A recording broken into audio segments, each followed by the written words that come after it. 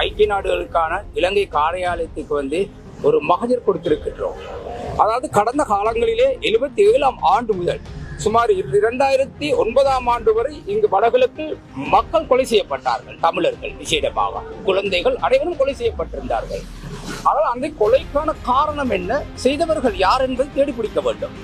உள்நாட்டு விசாரணைகள் போலியானதாகவே கடந்த காலங்களில் இருந்தது.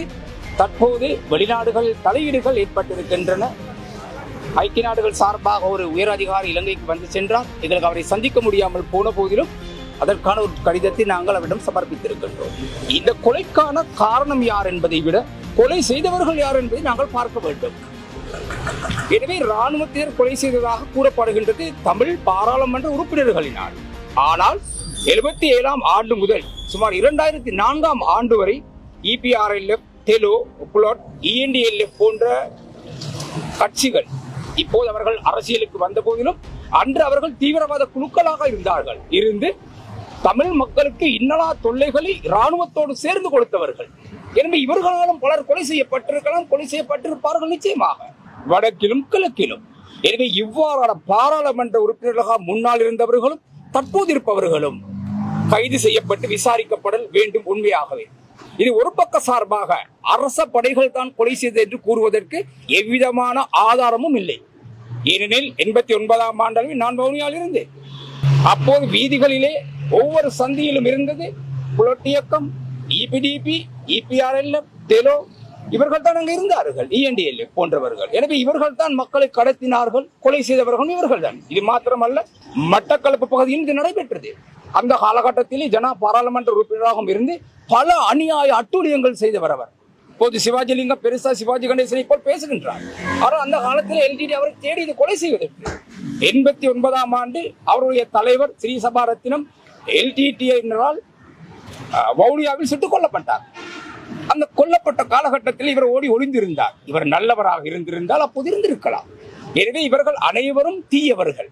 பிறகு 2004ஆம் ஆண்டளவில் இவர்களுக்கு பொது மன்னிப்பு கொடுத்த பிறகு தற்போது இவர்கள் வந்து போலியாக ஊடகங்களோடும் தமிழ் அரசியல் கட்சிகள், அதாவது தமிழ் அரசியல் தரகர்கள், தமிழ் வியாபாரிகளோடு இணைந்து தேர்தல் கேட்கின்றார்கள். எனவே இவ்வாறானவர்களும் தமிழர்களை அழித்தவர்கள்.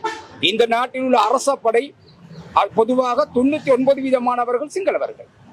எனவே அவர்கள் தமிழர்களை அழித்தார்கள் என்று கூறுவதாக இருந்தால், தமிழ் அரசியல்வாதிகள் இந்த தீவிரவாத இயக்கங்களில் இருந்த EPDP, EPRLF, டெலோ, புலட் போன்றவர்கள் அனைவரும் தமிழர்கள். எனவே இவர்களும் தமிழர்களை அழித்தார்கள்.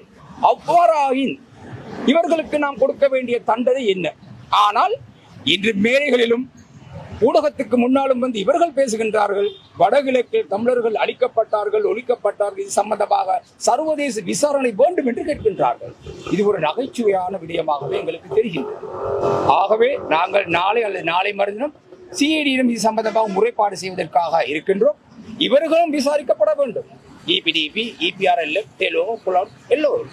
EPDP கடைசி வரை அரசாங்கத்தோடு இருந்ததால் அவர்கள் மட்டும் குற்றவாளியாகிவிட முடியாது ஒருபோதும்.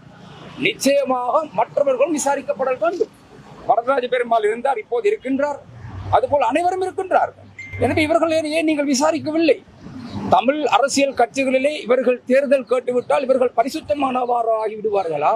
இங்கே இயேசு கிறிஸ்து கிடையாது மன்னிப்பு, பாவ மன்னிப்பு கொடுப்பதற்கு. குற்றம் செய்த அனைவரும் தண்டிக்கப்படல் வேண்டும். எனவே எதிர்காலத்தில் மக்கள் சற்று சிந்தியுங்கள். இவ்வாறான தமிழ் இனத்தின் தமிழை அழித்த தமிழின துரோகிகளுக்கு வாக்களித்து மீண்டும் இவர்களுக்கு அதிகாரத்தை கொடுத்து உங்களுடைய எதிர்காலத்தை நாசமாக்கி விடாதீர்கள். ஒரு ராணுவ சிப்பாய் அவர் தான் முதல்ல சாட் சொல்றாரு. அவர் வந்து அவருக்கு கொடுக்கப்பட்டது போல அவர் கொலை செய்தவங்க எல்லாம் ராணுவத்தால கொலை செய்யப்பட்டவங்க இந்த இடத்துல புதைக்கப்பட்டிருக்காங்கன்னு தான் செம்மணி ஆண்டுல இருந்து அகலப்பட்டுச்சு. அப்ப நீங்க சொல்றீங்க இப்ப தமிழ் கட்சிகளை சேர்ந்தவர்கள் டக்ளஸ் தேவானந்தா அந்த மாதிரியான ஆட்கள் உட்பட பல பேர் செஞ்சிருக்கா வாய்ப்பு இருக்குன்னு. டக்ளஸ் தேவானந்தா மாத்திரமல்ல, அனைத்து கட்சிகளும் LTT-யை தவிர்ந்த ENDLF, EPRLF, டெலோ, புலட் அனைவரும் செய்தார்கள். இப்போது அவர்கள் அரசியலுக்கு வந்தனால் தமிழ் தேசிய கூட்டமைப்போடு சேர்ந்து தேர்தல் கேட்டுவிட்டு இப்போது அவர்கள் பரிசுத்தமானவர்களாக நடிக்க பார்க்கின்றார்கள். எனவே மன்னிக்க முடியாது, அவர்களுக்கு எக்காரணம் கூட மன்னிப்பு கொடுக்க முடியாது. இங்கே இயேசு கிறிஸ்து கிடையாது பாவ மன்னிப்பு கொடுப்பதற்கு. குற்றம் செய்த அனைவரும் தண்டிக்கப்பட வேண்டும். இப்ப யாராவது இப்ப உங்களை குற்றவியல் விசாரணை திணைக்களத்துக்கு அழைச்சா இப்ப இது சம்பந்தமா உங்கள்ட்ட சான்றுகள் இருக்கான கேட்ட என்ன செய்யும்? சான்று நான் 89ஆம் ஆண்டு வவுனியா சென்றபோது பல இளைஞர்கள் கடத்தப்பட்டால் வீடுகளிலே. என்னை கூட கடத்த முயற்சி செய்தார்கள். ஆனா அங்க எனக்கு தெரிந்தவர்கள் இருப்பதால் சில உயர் அதிகாரிகள் ராணுவ அதிகாரிகள் இருந்தாலும் அதை நான் கைது செய்யப்படவில்லை. அல்லது நானும் செம்மணி புதைக்குழியில இப்ப நாளுக்கு நாள் எலும்பு கூடுகள் அதிகரிச்சுக்கிட்டே போகுது, கிடைக்கிறது அதிகமா இருக்கு. இது சம்பந்தமா உங்களோட தனிப்பட்ட கருத்து என்னது? நிச்சயமாக செம்மறி மாத்திரமல்ல, வடக்கு கிழக்கையும் நீங்கள் பார்க்க வேண்டும். அங்கே புதையலில் நிலத்துக்கரையில் பல உடல்கள் இருக்கலாம். எனவே அது நேற்று இன்று தான் செய்தது அல்லது ராணுவம் தான் செய்ததற்கான அத்தாட்சி அல்ல. உங்களுக்கு வடகிழக்கு தெரியுமாக இருந்தால் தெரியும், முழுமையாக ராணுவத்தின் கட்டுப்பாட்டில் அல்ல. வீதிகளிலே ஒவ்வொரு சந்தியிலும் ராணுவ முகாம் இருந்த போதிலும் அதற்கு முன்பாக இபிடிபி, டெலோ, புலட் இவர்கள் தான் அங்கு இருப்பார்கள். எனவே கடத்தும் போது நிச்சயமா இவர்கள் தான் லிஸ்ட் கொடுப்பது, வருபவர்களை கடத்துவது, அடையாளம் காண்பது ராணுவத்துக்கு தெரியாது. அவர்கள் இந்த ஊரில் உள்ளவர்கள் அல்ல, அவர்கள் வேறூரில் வருகிறார்கள். எனவே சந்தேகத்தின் பேரில் தன்னுடைய தனிப்பட்ட கோபத்தில் பணத்துக்காக எதிர்பார்ப்புகளுக்காக இவர்கள் இவ்வாறாக செயல்பட்டார்கள். அவை செய்து அனைத்தும் ஒட்டுக்குழு என்று காட்டி கொடுத்த தமிழினத்தின் துரோகிகளான இபிடிபி, இபிஆர்எல், டெலோ, பிளட் போன்றவர்கள் தான் செய்தார்களே தவிர இராணுவத்துக்கு இவர்கள் கொண்டு போய் கொடுத்தார்கள். இவர்கள் கூட்டி கொடுப்பது போல் தொழில் செய்தார்கள். இவர்கள் ஒரு இயக்கமாக அல்லாமல் ஒரு தொழிலாக செய்தார்கள். தமிழ் சமூகத்தை அளித்தார்கள், ஆண் பெண் இருபாலரையும். எனவே இதில் நீதிமன்றம் அல்ல, நாங்கள் ஐக்கிய நாடு சபையிலும் பேசுவது நாங்கள் தயாராக இருக்கும் என்பது அனைவரும் அறிந்தது. இதில் எவ்விதமான ரகசியமும் கிடையாது, உலகறிந்த செயல். எனவே நாங்கள் தைரியமாக நாங்கள் பேச வேண்டும் உண்மையே. எனவே எனக்கு ஒரே ஒரு கவலையாக இருக்கின்றது, தமிழ் தேசிய கூட்டமைப்பில் இருந்த பாராளுமன்ற உறுப்பினர்கள் எல்லோரும் இயக்கத்தில் இருந்தவர்கள், அதிகமானோர் இயக்கத்தில் இருந்தவர்கள். எனவே இயக்கத்தில் இருந்தவர்களை அவர்கள் பரிசுத்தமானவர்களாக காண்பிக்க பார்க்கின்றார்கள். இன்று ஜனாவை எடுத்துக்கொள்ளுங்கள், பல அநியாய அட்டூழியத்துக்கு கிழக்கு மாகாணத்திலே தலைவராக இருந்தவர். இவரோடு தான் சாணாக்கின்றது அண்ணன் ஹொன்னன் என்று கொண்டு பேசிக்கொண்டு தேர்தலில் வெற்றியிட்டார்கள். பிறகு அவர்களுக்குள் ஏற்பட்ட பிரச்சனை காரணமாக போய் பிரிந்து விட்டார்கள். எனவே துரோகிகளும் கொலைகார கூட்டத்தோடும் இவர்கள் தமிழ் கட்சிகள் இருக்கின்றன. அதேபோல் டக்ளஸோடு தமிழ் தேசிய கூட்டமைப்பை பேசுவது பிழை என்று கூறும் பொன்னம்பலம் அவர்களும் அவரோடு இருப்பதும் தமிழினத்தின் தேசிய துரோகிகள் இருக்கின்றார்கள்.